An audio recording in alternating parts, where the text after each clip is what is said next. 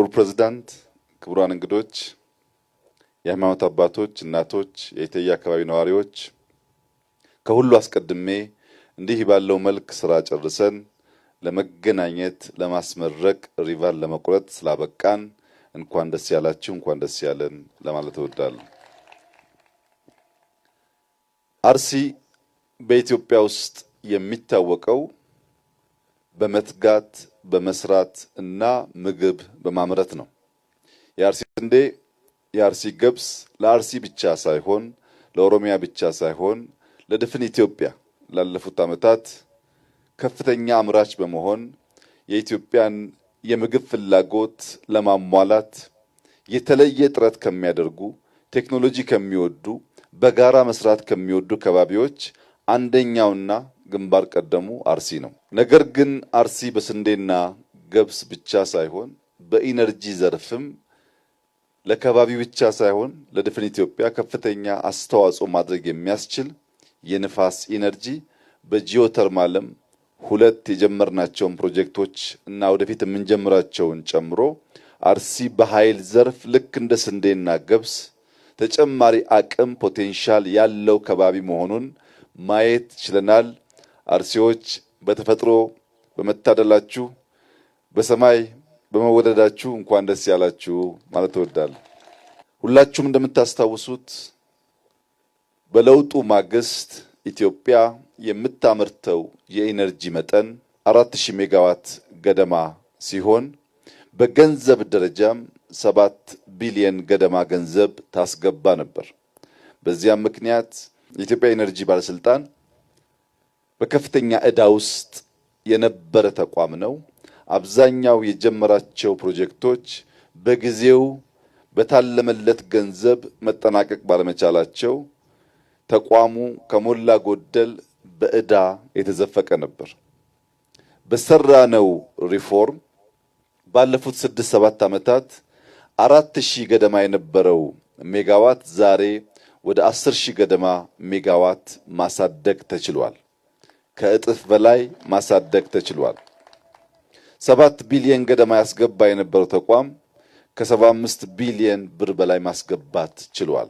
በታሪኩ ለመጀመሪያ ጊዜ ባለፉት 6 ወራት 7 ቢሊዮን ብር ትርፍ ማስገባት ችሏል። ትርፍ የሚባል አያውቅም ተቋሙ ከዚህ ቀደም። ትርፍ ማስገባት ችሏል ማለት የያዛቸውን ፕሮጀክቶች ለማጠናቀቅ ተጨማሪ እድል አግኝቷል።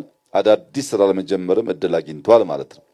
በየተቋማቱ ገንዘብ እንዳይዘረፍ ፕሮጀክቶች ተጀምረው እንዲጠናቀቁ የሚሰሩ ፕሮጀክቶች እንዲሁ ለመጀመር ሳይሆን በአዋጭነት መስፈርት ተለክተው እንዲሆኑ በተሰራው ስራ በኢትዮጵያ ኤሌክትሪክ ባለስልጣን የተጀመረው ውጤት እጅግ አበረታች ነው። ባለፉት 5-6 ዓመታት 4ኛ ፕሮጀክት ስናስመረቅ ነው።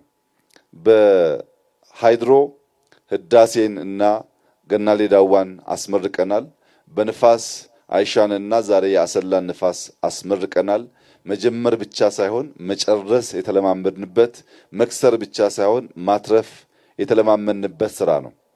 የአሰላ የዊንድ ፋርም በአዋጭነት ደረጃ ሲታይ የወጣው ወጪ 145 ሚሊዮን ዩሮ ገደማ ነው።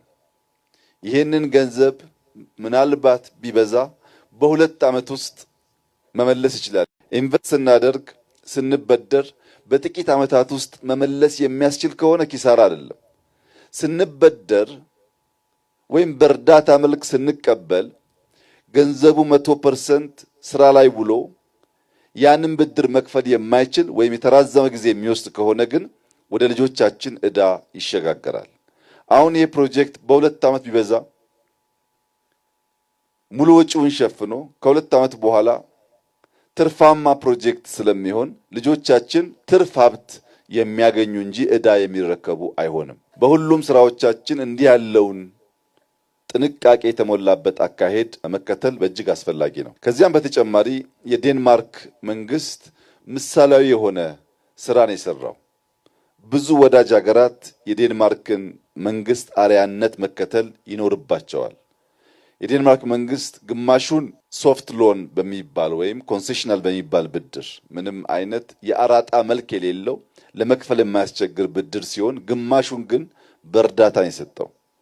በዚያ ምክንያት ይህ ፕሮጀክት የዴንማርክ ኪንግደም ስጦታ ነው ቢባል ምንም የተጋነነ አይሆንም። ብድሩም እርዳታውም የነበራቸው ክትትልም ምስጋና የሚገባው ስለሆነ ሌሎች ኢትዮጵያን ማገዝ ከኢትዮጵያ ጋር መስራት የኢትዮጵያ ብልጽግና አካል የኢትዮጵያ ድል አካል መሆን የምትፈልጉ ወዳጅ ሀገራት በዚሁ ማስተላለፍ የምፈልገው መልእክት ለኢትዮጵያ 10 ብር ስታበድሩ ያ10 ብር 100% ስራ ላይ መዋሉን በሚያረጋግጥ መንገድ ካላገዛችሁ የግለሰቦች ኪስ ያብጥ ይሆናል እንጂ የኢትዮጵያ ችግር አይቀረፍም። ባለፉት ዘመናት የነበረው የብድር ዋነኛው ችግር ወደዚህ የሚፈሰውና ወደ ውጭ የሚሸሸው እኩል መሆኑ ነው። እኛ የተረፈን ዕዳው ነው። በተበደርነው ልክ ፕሮጀክቶች አልቀው ዕዳቸውን መልሰው በዚህ ዘመን ትርፋማ መሆን ሲገባቸው ዕዳው እኛ ላይ ተጭኖ ገንዘቡ ግን አብዛኛው ሸሽቷል። ያ ልምምድ ሀገር ጎጂ ስለሆነ ከእንደዚህ ያለው የብድር የእርዳታ የፕሮጀክት አፈጻጸም መራቅ እንደ ሀገር በእጅጉ ያስፈልጋል። ለአሰላ ለአርሲ እና ለከባቢ ምስራቅ ሸዋን ጨምሮ ያለኝ መልእክት አርሲ በእርሻ የታወቀ ነው። ነገር ግን በቂ መንገድ የለውም። ለምሳሌ ይህ የዊንድ ፕላንት ብቻውን በግቢ ውስጥ በዚህ ከባቢ ከ27 ኪሎ ሜትር በላይ የውስጥ ለውስጥ መንገድ ሰርቷል። ይሄ መንገድ ካሁን በኋላ የሚሰራው ለኮምባይነር፣ ለትራክተር፣ ለእርሻ ማሽነሪስ ጭምር ስለሆነ እዚህ የተመረተው ምርት ወደ ገበያ እንዲወጣ በቅርብ ርቀት የሚገኘው ቶሮር ተጨምሮ ምርቶች ወደ ማዕከላዊ ገበያ ወጥተው አርሶ አደሩ በድካሙ ልክ እንዲጠቀም የሚያግዙ ይሆናሉ። ተጨማሪ የአግሮ ፕሮሰሲንግ ኢንዱስትሪው በቅርብ ርቀት የሚገኝ ስለሆነ የእርሻ ውጤቶች ተመርተው እንዳሉ የሚሸጡ ሳይሆኑ ወደ ኢንዱስትሪ ገብተው ፕሮሰስድ ተደርገው ከፕሮሰስ በኋላ የሚመጣውን ቫልዩ አዲሽን ተከትሎ የተሻለ ገቢ እንዲያስገቡ ስለሚያስችል ኢንዱስትሪውን ማስፋት፣ መንገድ ማስፋት፣ ኢነርጂ ማስፋት፣ ግብርናን በማሽነሪ ማዘመን አርሶ አደሮች ባጠረ ጊዜ ከድህነት እንዲላቀቁ ያደርጋል። ገቢ ደግሞ እያደገ ሲሄድ በገጠር የጀመርነው ኮሪደር የሶላር ኢነርጂ፣ የባዮጋዝ ኢነርጂ የእናቶችን ድካም የሚያቀል ብርሃን የሚሰጥ በአይን ላይ የሚያጋጥመውን በሽታ የሚከላከል የኑሮ ዘይቤን የሚያሻሽል ስለሆነ ቅድም ከገለጽኩት በኢትዮጵያ ኤሌክትሪክ ኃይል ከሚመረተው ኢነርጂ በተጨማሪ በየገጠሩ በሚስፋፉ ኦፍ ግሪድ ሶላሮች ብዙ ኢነርጂ ስለሚመረት የኢነርጂ ፍላጎታችን ለማሳካት የዜጎቻችንን ሕይወት ለማሻሻል በጥቅሉ በርከት ያሉ ፕሮጀክቶች ጀምረናል። ሁሉም ስራዎቻችን ከሞላ ጎደል እያለቁ ይገኛሉ። በከፍተኛ ክትትል የጀመርናቸውን ስራዎች በማጠናቀቅ ለኢትዮጵያ ብልጽግና መሰረት መጣል እንቀጥላለን። የኢትዮጵያን ብልጽግና ስራ ሳንጨርስ ያያችሁ፣ ያመናችሁ፣ የተባበራችሁ፣ አብራችሁን የቆማችሁ እንኳን ደስ ያላችሁ። ሰርተን ጨርሰን ማየት ስለቻላችሁ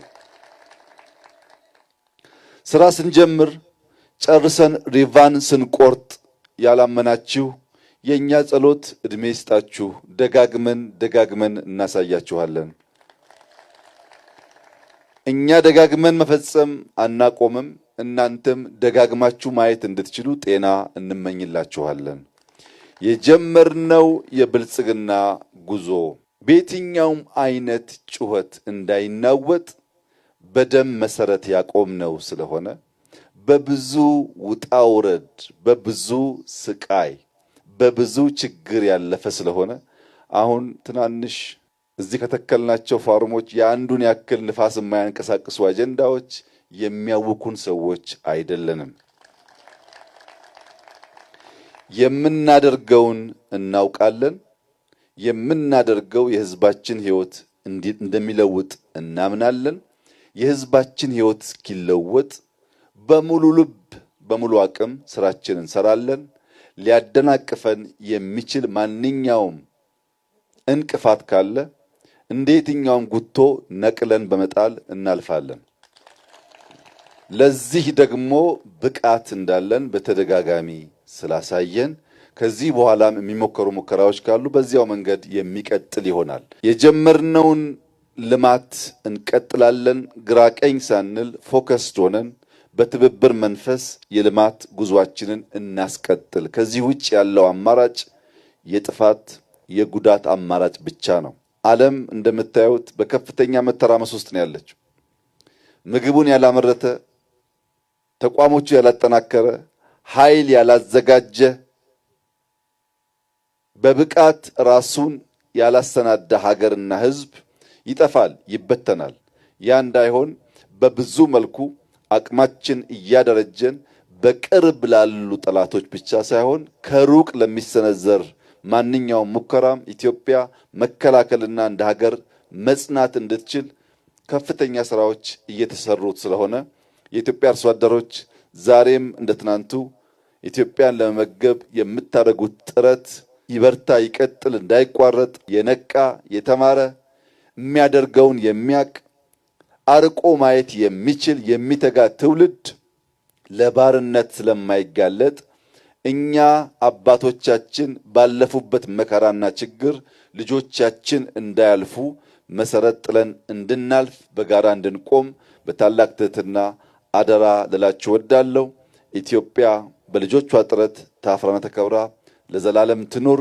ብልጽግናችን ይቀጥላል። ኢትዮጵያ ትለመልማለች። ጠላቶቻችን ይረግፋሉ፣ እኛም እንቀጥላለን። አመሰግናለሁ።